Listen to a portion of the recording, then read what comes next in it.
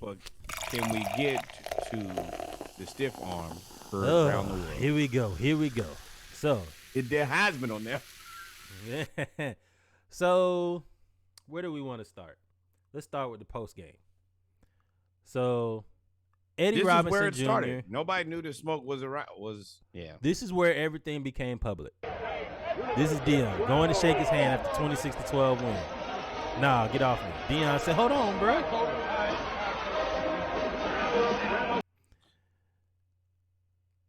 For him to put his hand on Deion's chest and say, "Don't hug me."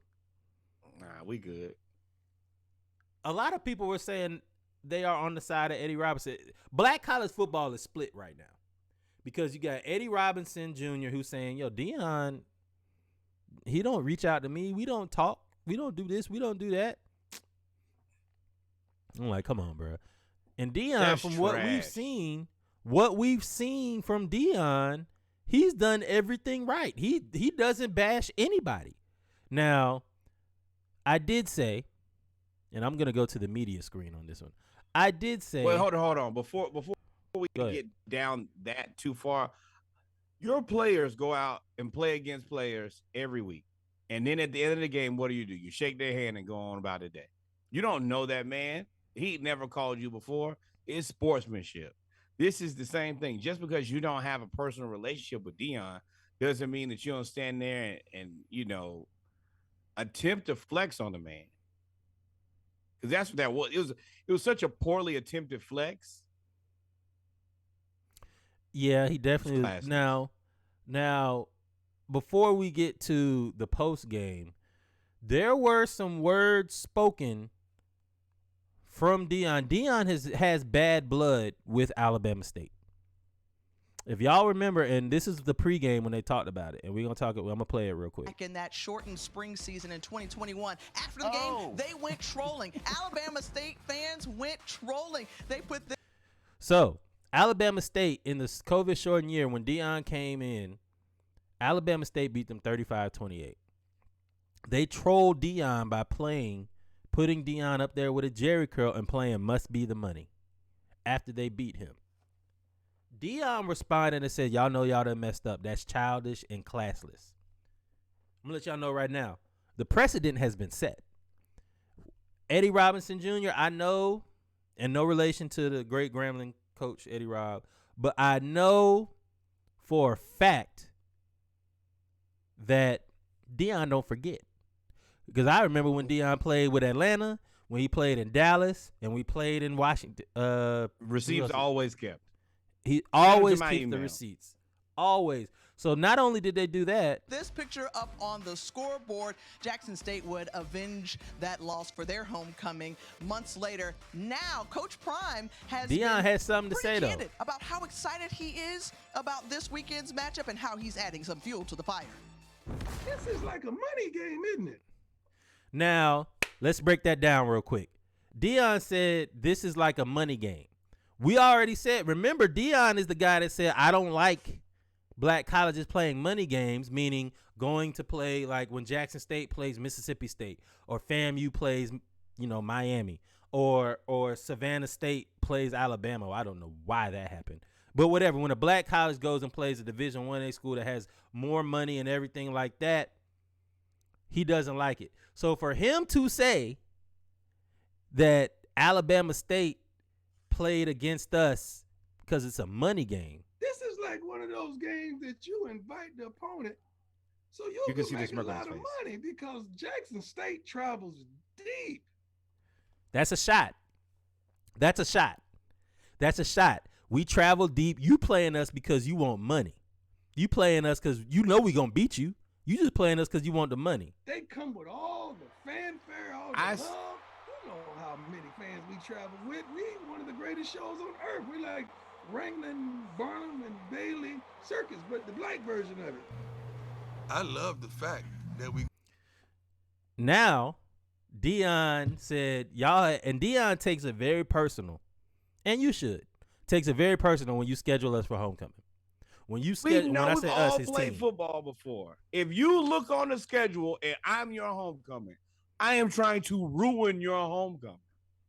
Don't put me on your schedule. Don't. And if you think that I'm a team that you should play when you guys are celebrating homecoming, well, okay, I'm gonna fix you. That shot to me must be the money Was the kicker. That was last the year. start off. It was disrespectful. No. Yes, that started the fire. Scheduling me for homecoming, you really think I'm a chump now? Now I gotta fix you. And I didn't curse you. I didn't disrespect you. I didn't do anything outside of all right. And he said it. He said, let's lace them up. Don't talk no trash. Let your game speak for itself. We're going to play Alabama State for their homecoming. I love it. Quote me. I love it. Quote me. Quote me. I love it. Quote me. Deion was ready.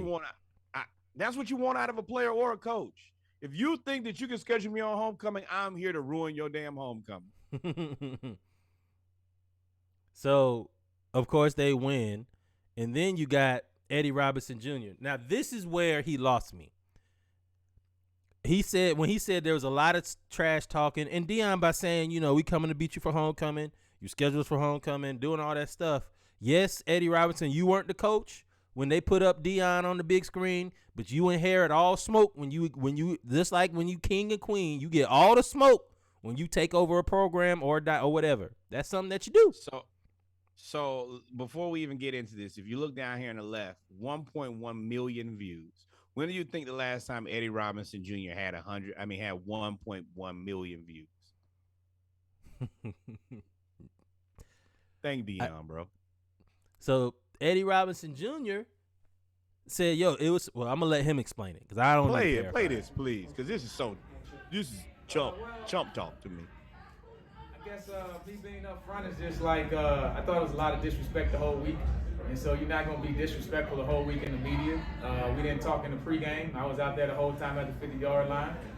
He walked through our whole our whole huddle on our end zone, and came the long way around to get to his side of the field in the pregame. Thought that wasn't classy at all. And so in the postgame, I'm not about to give you the Obama bro hug. I'm going to shake your hand and I'm going to go on. I'm going to always be respectful and respect the game. You got the great guys, W.C. Gordons, Eddie G. Robinsons, those guys, Marino Chasm. I'm living on the shoulders of the SWAC. He ain't SWAC. I'm SWAC. He ain't SWAC. So he's in the conference and doing a great job. Can't knock that. Got a great team. Son should be up for the Heisman Trophy winner. I love Shador. Great player. I love what he's doing for the conference. I don't like that. I'm going to stop. No, I'm going to keep playing. Keep going. No. Probably one of the best we had since that Steve McNair when he was in there. Love all of that, but you're not going to come here and disrespect me and my team and my school and then want to bro hug me. Shake my hand and get the hell on. Period. You got the W. Great job. I hope he comes back next year. I pray he don't get a Power 5 job so we can play them next year in Jackson, and I pray they put us for their damn homecoming. Coach, would you describe it? Were you just trying to pull away from his handshake there? Yeah, I was just pulling away. I mean, we handshaked and that was it. I mean, it ain't no need for no embrace. We ain't friends. He ain't never called me. I ain't never called him. Great player. Everybody wanted to goddamn be prime time as a little kid. All right, great player. All of that. Played against him. Got tons of respect for the guy. Doing a great job as a coach. But you can't do all that stuff all week. And then you come back, put your backup quarterback, and you want to run a hitch and go to try to put more points on the board. Shit's disrespectful. Game was out of line. It was 26-12. 40 seconds left. We had no timeouts. Take a damn knee. You want to try to run a hitch and go. So we started blitzing. We're going to knock him out the game, too. Stop it. So that's how we got to play. You're a chump, man. Ain't no quarters given. So you want to do that, don't come with me and try to bro hug me like we friends. We ain't friends. You didn't shake my hand before the game. Why you shaking my hand after the game? So the smoke is warm. Out of your ass. That's the reason I want to shake your hand now. I bet you won't schedule me for another homecoming. And you talking about don't run up the score. Hey, you got 11 out there. Put him on the field. Tell him to stop him. You ain't been able to stop him all game. Then funny story. Play must be the money. Put my face back up there again. I bet you won't do that. I'm with Deion all the way. And then you got to apologize to the man and say, oh, he's a great football player, great coach. I looked up to him my whole life. Man, if there's a hill, down the hill. I say F me. Hey, I don't care who you are. But I'd rather you do that than moonwalk out of that. That was a chump move. So how I feel about it. If Deion has a pregame ritual where he walks around the entire field. he does shake the hand of the coach. For him not to go shake his hand, that is something that you do. You go to midfield, you go speak to the coaches, the opposite coach, whatever, have a conversation. If he didn't do that, if that is true, he was wrong for that. Number two, I went back and watched some of the highlights. They were up 26-12 with 40 seconds left. Alabama State had no timeouts. You don't run a hitch and go. No, let me finish. You don't run a hitch and go. You don't run a hitch and go and with 40 seconds to go in the game, and you're up 26-12 and they're not having timeouts. You take a victory formation. So that's disrespectful too. I bet you won't schedule me on your homecoming again. I'll run up the score again. You can get mad again too. We ain't got to shake no hands. Ain't got to be no dap, to be honest with you.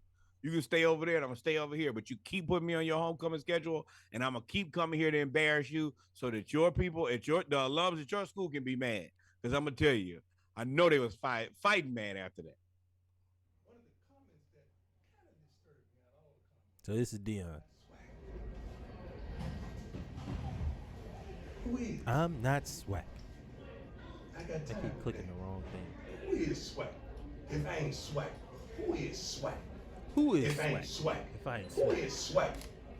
If I ain't swag, It didn't. who is swag? There it is.